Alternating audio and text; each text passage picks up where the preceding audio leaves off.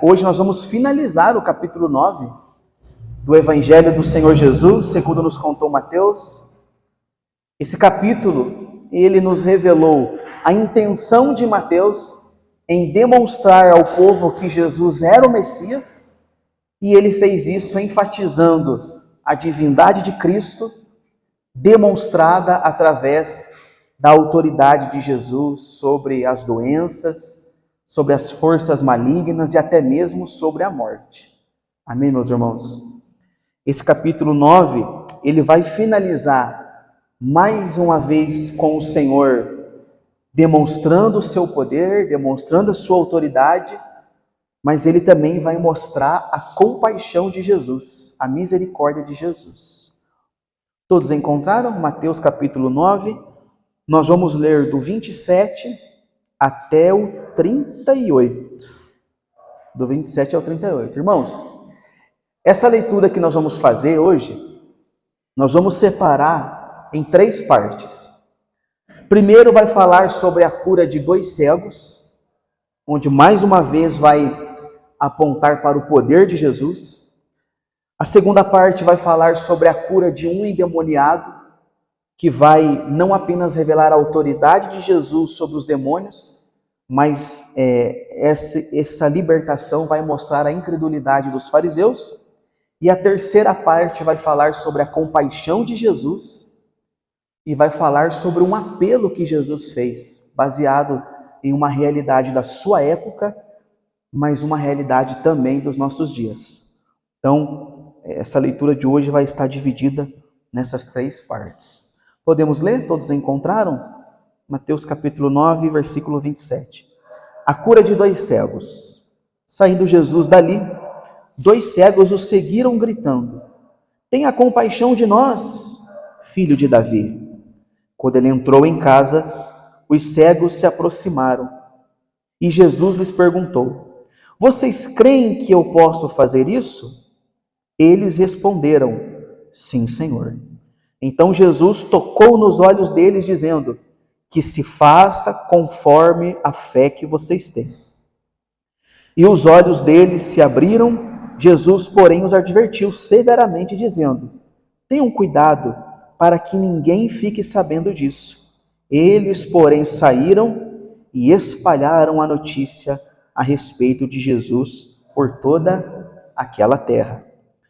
Segunda parte, a cura de um mudo endemoniado. Quando eles saíram, eis que trouxeram a Jesus um mudo endemoniado. E assim que o demônio foi expulso, o mudo passou a falar. E as multidões se admiravam, dizendo: "Jamais se viu tal coisa em Israel." Mas os fariseus diziam: "Ele expulsa demônios pelo poder do maioral dos demônios." E a terceira parte, a compaixão de Jesus. E Jesus percorria todas as cidades e aldeias, ensinando nas sinagogas, pregando o evangelho do reino e curando todo tipo de doenças e enfermidades. Ao ver as multidões, Jesus se compadeceu delas, porque estavam aflitas e exaustas, como ovelhas que não têm pastor. Então Jesus disse aos seus discípulos: "A seara é grande, mas os trabalhadores são poucos. Por isso, peçam ao Senhor da seara que mande trabalhadores para a sua seara." Até aqui a leitura da palavra de Deus. Vamos orar? Senhor Jesus, obrigado pela oportunidade de estarmos aqui reunidos, te louvando e te adorando. Estamos aqui agora diante das sagradas escrituras, a palavra que é poderosa para salvar, transformar, curar e libertar. Senhor, pedimos que mais uma vez o Senhor nos ajude a compreender as escrituras. Pedimos mais uma vez que o Senhor ilumine nosso entendimento, que os nossos corações estejam abertos, porque se isso não acontecer, nós vamos ler, não vamos compreender. Então ajuda-nos a entender o que o Senhor quer falar conosco nessa noite e ajuda-nos também a praticar as suas ordenanças descritas aqui nas Escrituras. Em nome do Senhor Jesus. Amém.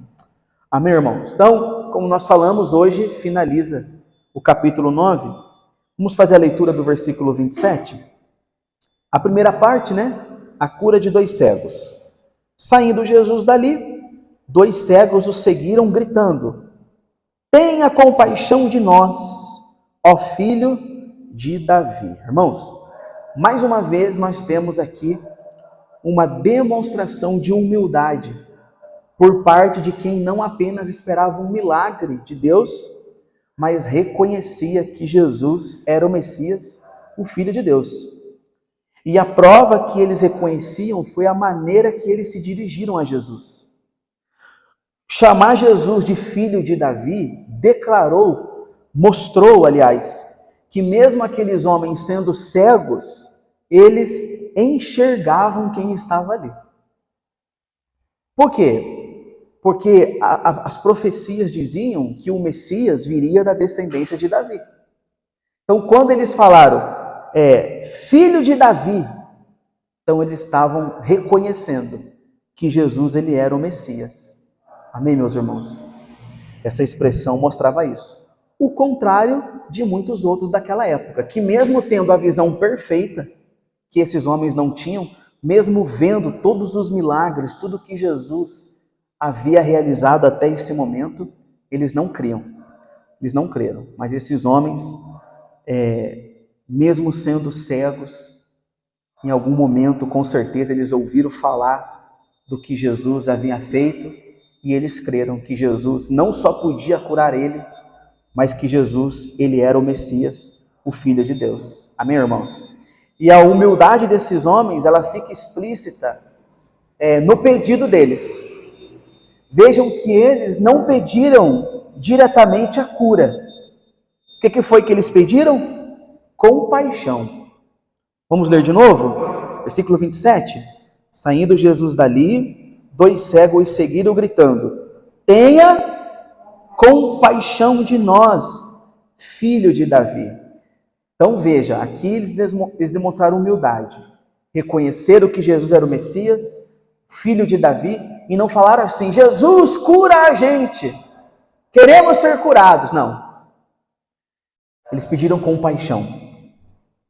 Ou seja, eles viram as suas vidas, que não eram dignos de nada, que não mereciam nada, e falaram: tenha compaixão de mim. Irmãos, ter compaixão é você sentir o sofrimento da pessoa e você desejar ajudá-la.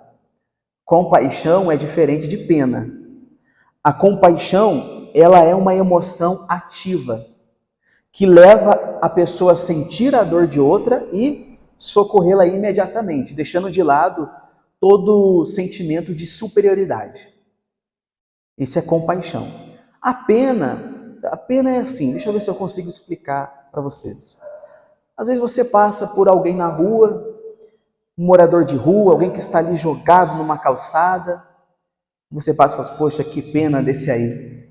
Mas você continua o quê? Continua andando e vai viver a sua vida. Então a pena é isso, a pena é um sentimento que é desprovido de ação, podemos assim dizer. A compaixão não. A compaixão faz você sentir a dor da pessoa e junto com ela vem o desejo de ajudar, de fazer algo. A compaixão, ela isenta você de qualquer sentimento de superioridade. Ai não, eu não vou tocar nisso aí porque, vai saber. Não, a compaixão é muito maior do que tudo isso. E o que esses homens pediram foi isso para Jesus. Tenha compaixão de nós. Em outras palavras, sinta a nossa dor e nos ajude, nos socorre. Não pediram para serem curados, pediram para que Jesus tivesse compaixão deles. Amém, meus irmãos? Vamos ver a resposta do Senhor? Versículo 28. Quando ele entrou em casa, os cegos se aproximaram e Jesus lhes perguntou: vocês creem que eu posso fazer isso? Eles responderam: sim, Senhor. Irmãos, clamar por compaixão, chamar Jesus de filho de Davi, já era suficiente para provar que aqueles homens criam em Jesus. Isso aqui já era suficiente. Mas veja que Jesus, para ver mesmo a fé deles, foi além. Aproximou-se deles e falou: olha, vocês creem que eu posso fazer isso? Eles já tinham mostrado que criam, senão eles não tinham chamado Jesus de filho de Davi. Não tinham clamado por compaixão, por alguém que eles nunca o quê? Nunca viram na vida, eles eram cegos. Então Jesus foi além. Vocês creem que eu posso fazer isso? Vocês creem que eu posso fazer algo por vocês? E a resposta deles foi clara e direta. Qual foi a resposta? Sim, Senhor. E a continuação vai nos mostrar, irmãos, que a fé desses homens não era só palavras, não. Eles criam mesmo. Era uma fé genuína. Olha só o versículo 29. Então Jesus tocou nos olhos deles, dizendo: que se faça conforme a fé que vocês têm. Você está vendo? Em outras palavras, então, se vocês creem que eu posso fazer isso? Sim, Senhor. Então tá bom. Jesus tocou nos olhos e falou: então, que aconteça conforme vocês creem. Em outras palavras, se vocês crerem, realmente, então isso vai acontecer. Vê que Jesus jogou para eles, né? Versículo 30. E os olhos deles se abriram.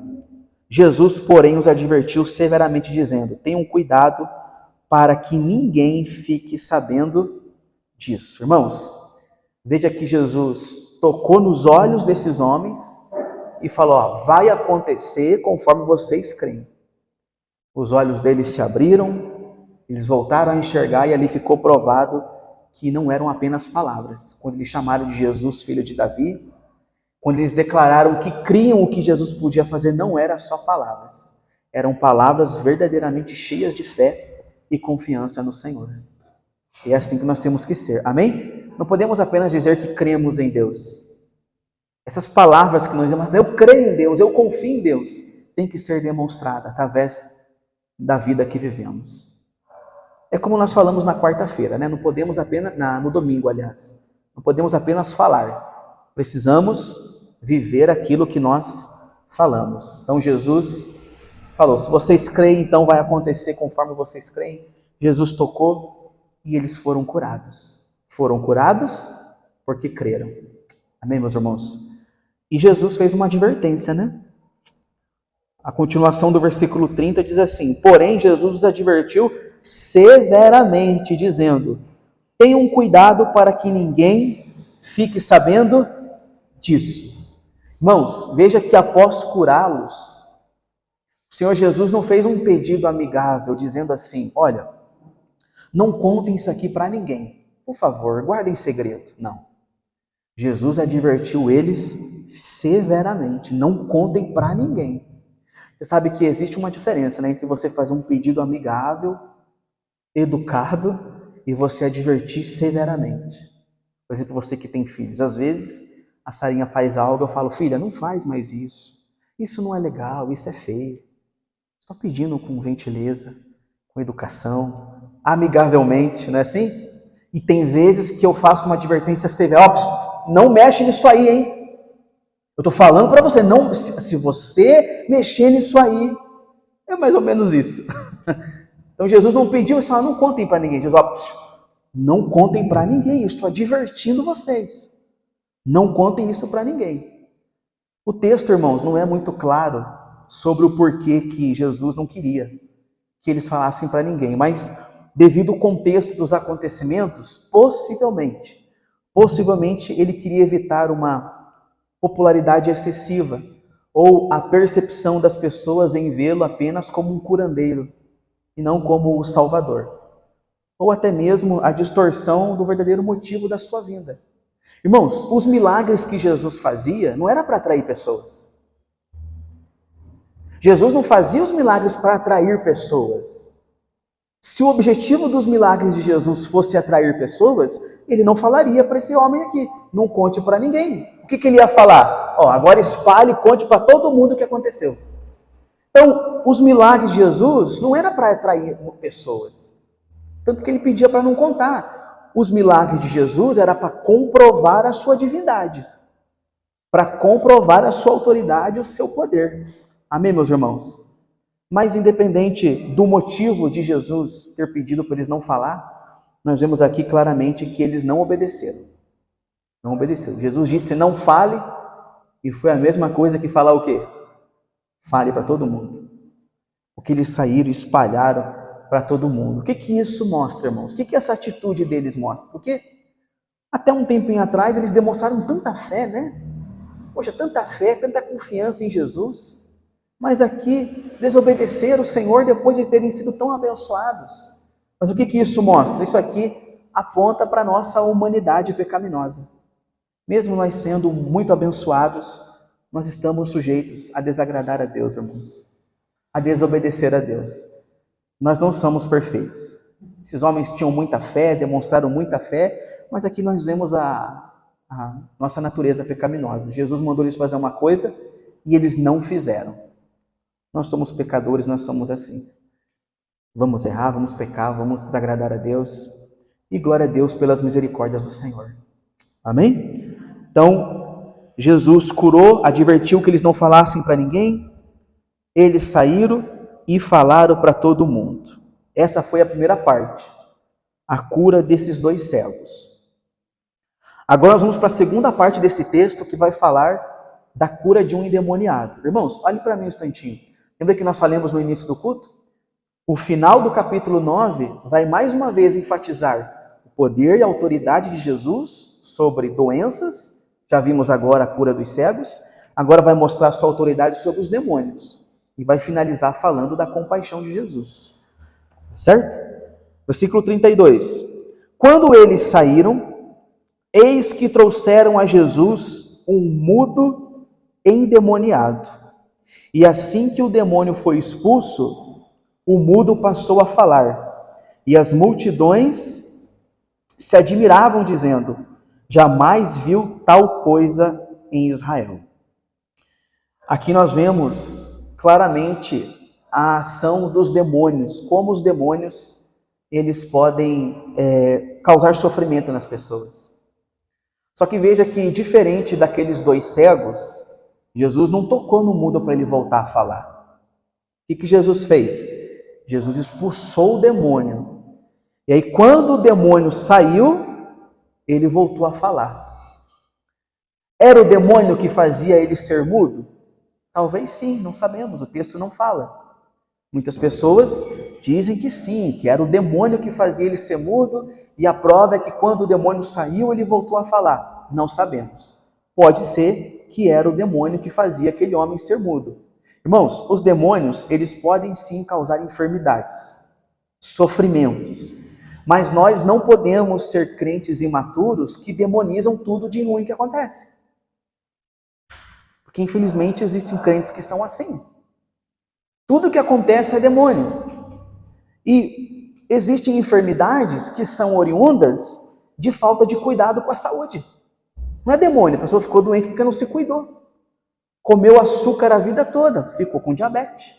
Está dando para entender? Então, tem doenças e enfermidades que são por causa de que não cuida. Tem problemas financeiros que é por falta de por conta de uma má administração. Não é demônio. Então nós estamos sujeitos, irmãos, a ficar doentes. O carro quebra, as coisas estragam. E nós não podemos ser aquele crente que fica demonizando tudo, irmãos.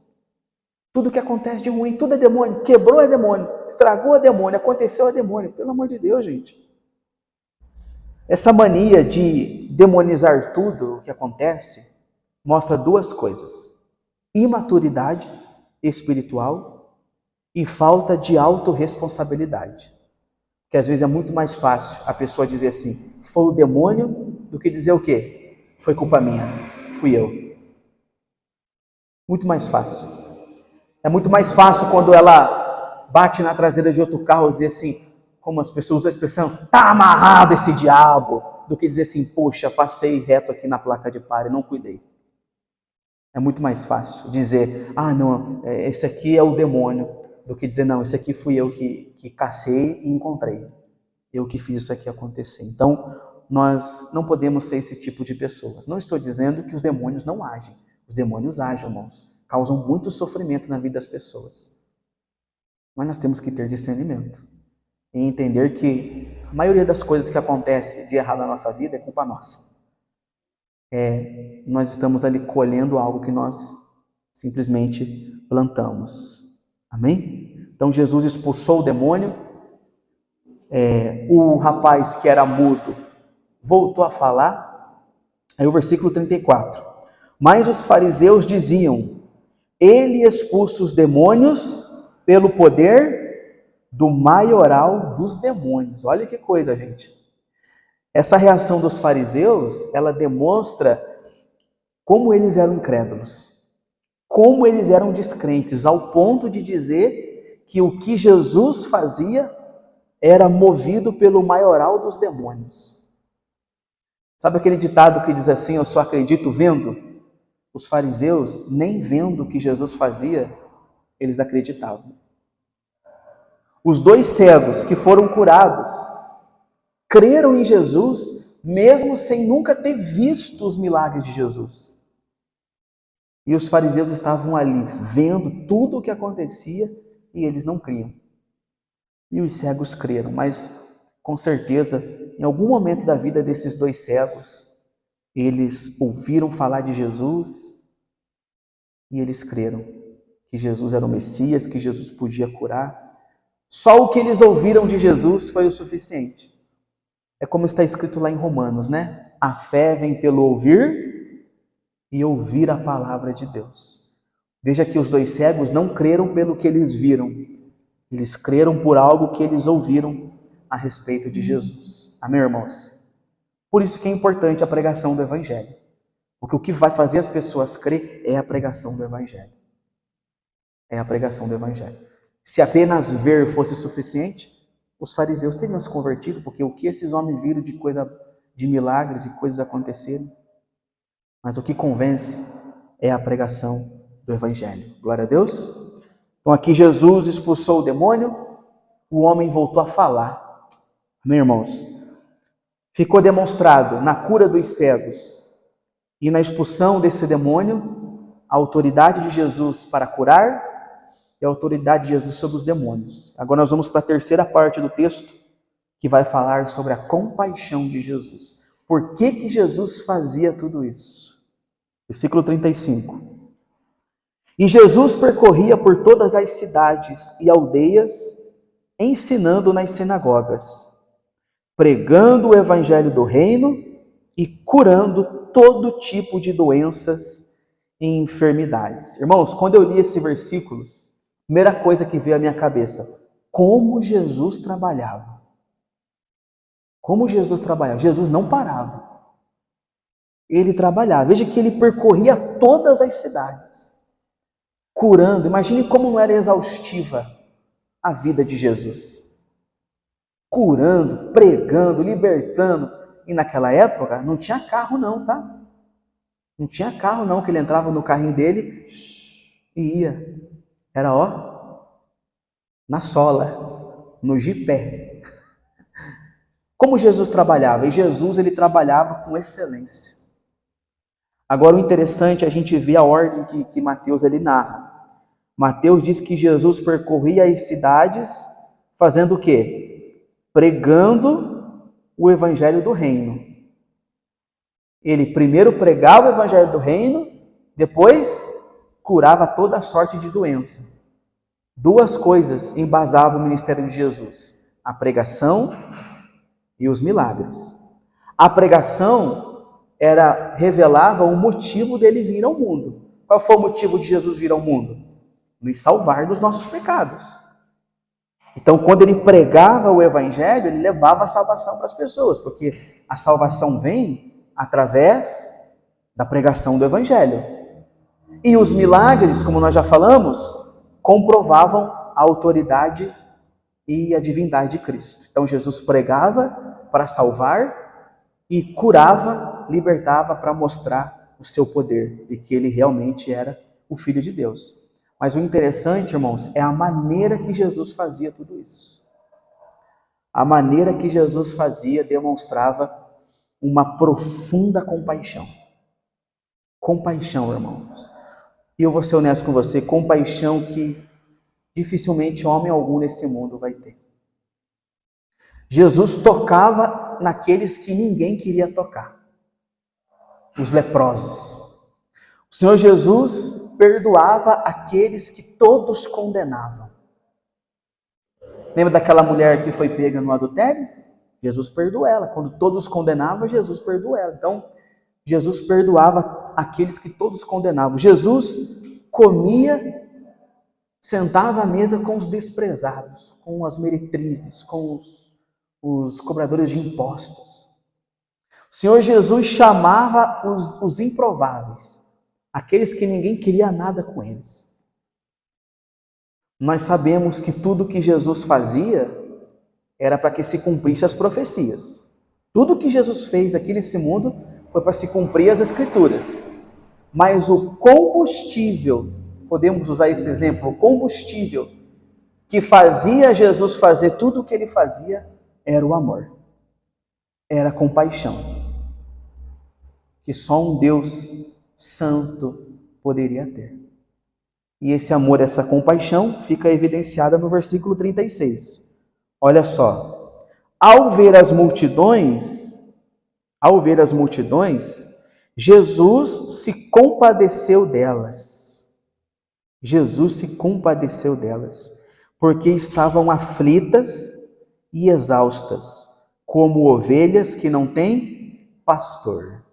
Esse versículo nos mostra que Jesus não era indiferente com o sofrimento das pessoas. Não era. Ele era compassivo. Ele era compassivo. Por isso que está escrito que nós não temos um sumo sacerdote que não se compadece das nossas dores. Jesus era compadecido. Jesus teve compaixão porque aquelas pessoas estavam aflitas, exaustas, sobrecarregadas, tanto espiritualmente como fisicamente.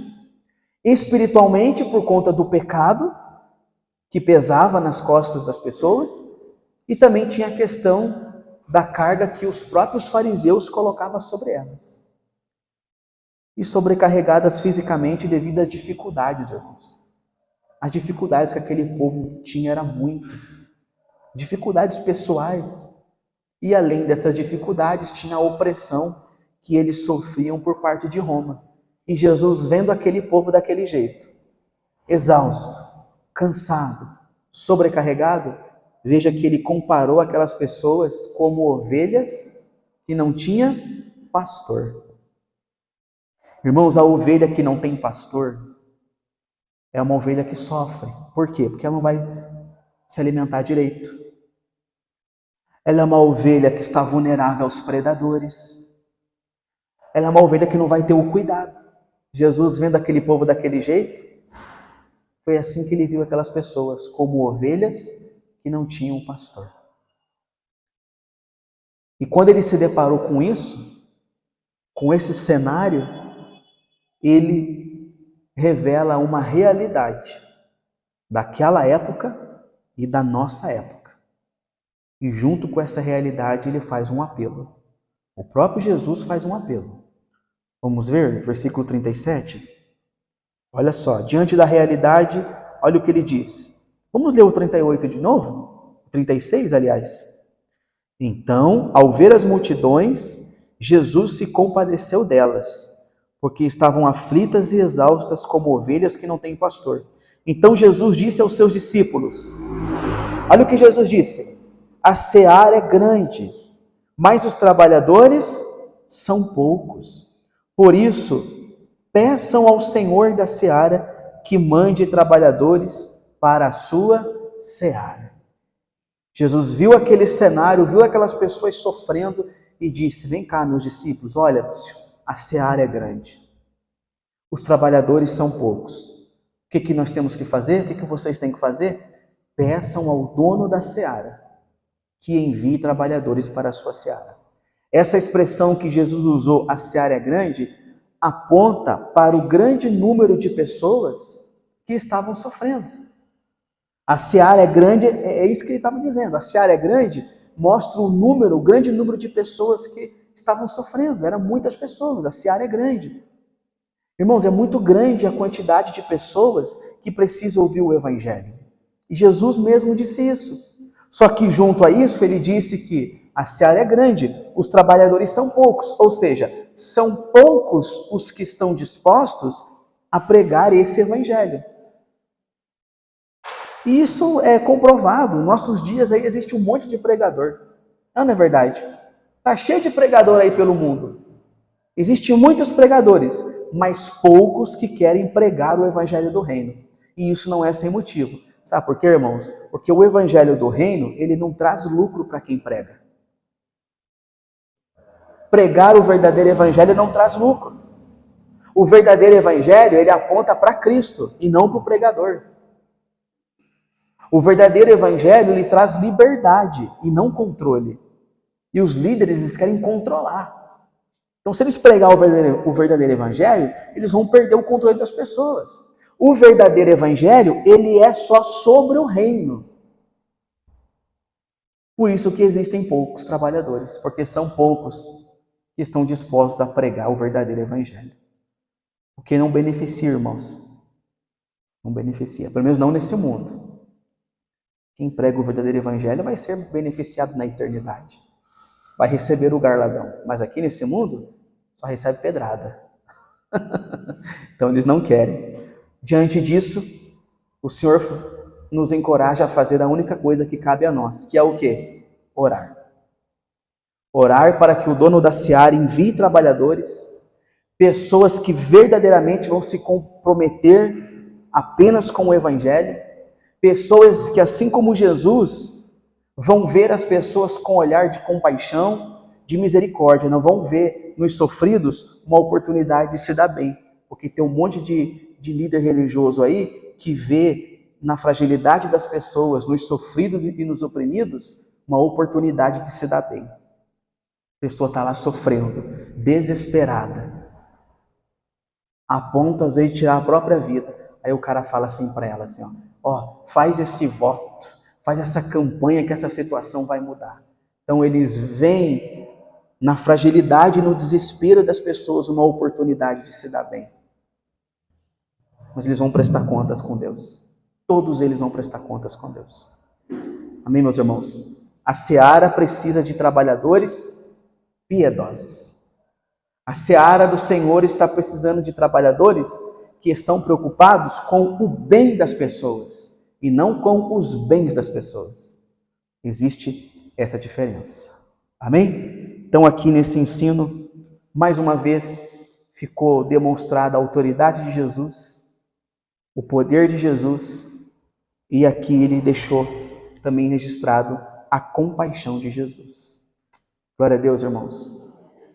Agora, recapitulando aqui o capítulo 9, porque hoje se encerra, a narração dos feitos do Senhor Jesus nesse capítulo mostrou que o Senhor é onipotente, ou seja, o seu poder é ilimitado, nada é impossível para o Senhor. Mas nós não podemos esquecer que o agir de Deus está alinhado com a sua soberania. Ele pode todas as coisas, mas ele faz do seu jeito e como ele quer e quando ele quer. Amém?